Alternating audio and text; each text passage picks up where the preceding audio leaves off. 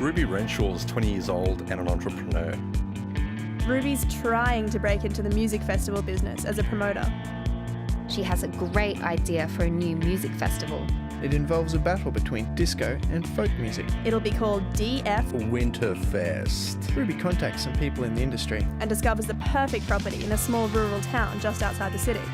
It's a council-owned site. Usually used as a showgrounds. It's the perfect location. Existing toilets but no other major structures, and it's owned by the council, which will hopefully make it easier to get approval for the festival. Not only that, It's close to public transport, There's a train station adjacent. Punters are guaranteed easy access to the site. but it's far enough away from town it won't disturb the locals. Ruby wants 2 stages for the acts. One stage to be located inside a huge tent for disco, And a second open-air stage set up for folk music. She's particularly keen to have a huge disco ball adorn the disco tent. And each stage will be located on different parts of the property separated by a lake. She decides the festival must take place Over the June long weekend, a time when there are a few other festivals which should increase the number of punters. So Ruby goes ahead, talks to the powers that be, including the council, And she gets approval to conduct the festival and to construct the stages. but of course there are conditions to fulfill. She sets up a website where tickets can be bought online, and they'll also be available at the gate on the day.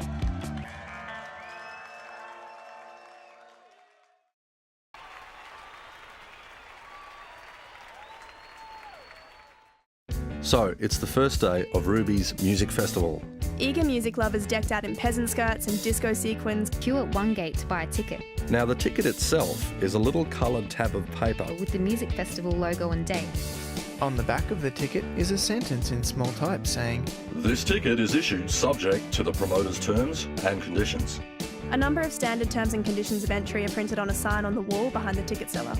The type isn't large. There's quite a lot of information on the sign. And it can't be read at a single glance.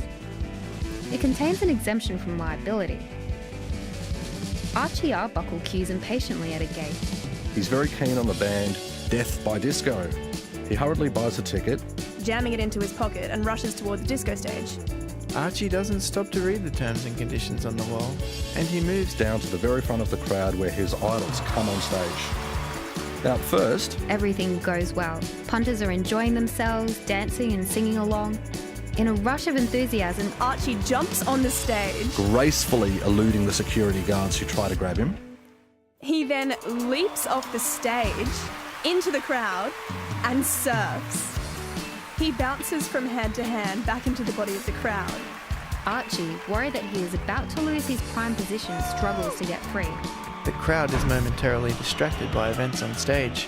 Archie is dropped and trampled on. Eventually, some volunteer paramedics see him and whisk him away for treatment. But he has a broken arm and a deep cut to his face. He's also now extremely phobic about crowds.